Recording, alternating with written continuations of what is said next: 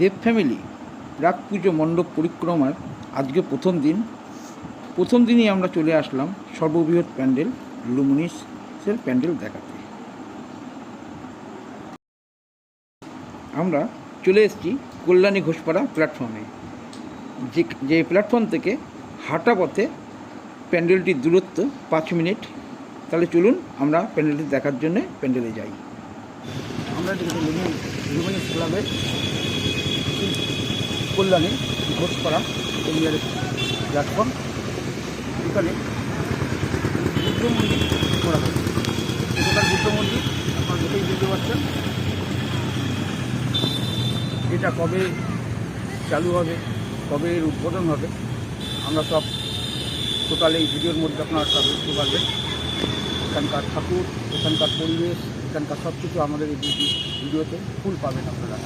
তাই চলুন পুরো ভিডিওটা দেখে নেবেন।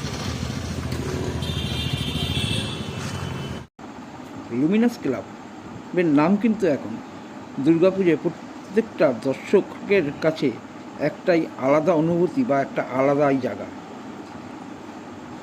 এবারে এই লুমিনাসের থিম কি হচ্ছে, ঠাকুর কি, এগুলো জানার জন্যে দর্শকদের মনে একটা কৌতূহল সৃষ্টি হয়। তা চলুন আজকে আমরা সামনেই আমাদের লুমিনাস প্যান্ডেল। এবারে লুমিনাস প্যান্ডেলের থিম মায়ানমারের সিন বিউম প্যাগোডা, অর্থাৎ বুদ্ধ মন্দির। যে প্যান্ডেলটি সবথেকে বড় প্যান্ডেল বলা হচ্ছে তার কারণ প্যান্ডেলটি লম্বায় 180 ফুট এবং চওড়ায় অর্থাৎ দৈর্ঘ্যে প্রায় 140 ফুট।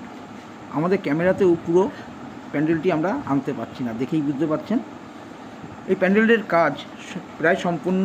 এই প্যান্ডেলটি 21 তারিখ মহালয়ার দিন আনুষ্ঠানিক উদ্বোধন হবে এবং উদ্বোধন করবেন আমাদের মাননীয় মুখ্যমন্ত্রী মমতা বন্দ্যোপাধ্যায় ভার্চুয়াল। এবারে থিম শুধুমাত্র স্থাপনের পত্রের অনুকরণ নয়, এর মধ্যে লুকিয়ে আছে শান্তি, সহনশীলতা ও অধিকর্তার বার্তা। এবারের এই মণ্ডপে ঠাকুরের সাজসজ্জায় থাকছে সোনার অলংকার, আর লাইটেও থাকছে অভিনবত্ব। আর দর্শকদের জন্যে থাকবে প্রবেশ ও প্রস্থানের আলাদা রাস্তা, পানীয় জল ও ঔষধের ব্যবস্থা। দর্শকদের জন্য প্যান্ডেলটি তৃতীয়া অথবা চতুর্থ দিন খুলে দেওয়া হবে। এই প্যান্ডেলের কাজ এত সূক্ষ্ম ও নিপুণভাবে করা হয়েছে যে দর্শকদের মন ভালো হতে বাধ্য। আমরা পুরো প্যান্ডেলটাই আপনাদের দর্শন করালাম। আজকে ভিডিওটা এখানেই শেষ করব। যদি আমার ভিডিও আপনাদের ভালো লাগে তাহলে অবশ্যই আমাদের চ্যানেলের সাথে থাকবেন, লাইক, শেয়ার, সাবস্ক্রাইব অবশ্যই করবেন। আর নতুন বন্ধুদের বলবো যে আমাদের চ্যানেলটাকে তাড়াতাড়ি সাবস্ক্রাইব করে নিন, কেননা আপনারা সাবস্ক্রাইব না করলে আমাদের নতুন নতুন ভিডিওগুলো আপনাদের কাছে পৌঁছাবে না। আপনাদের সঙ্গে আমার দেখা হচ্ছে আবার একটি প্যান্ডেলে। ততক্ষণ ভালো থাকবেন, সুস্থ থাকবেন, সঙ্গে রাখবেন দেব ফ্যামিলি ব্লগ।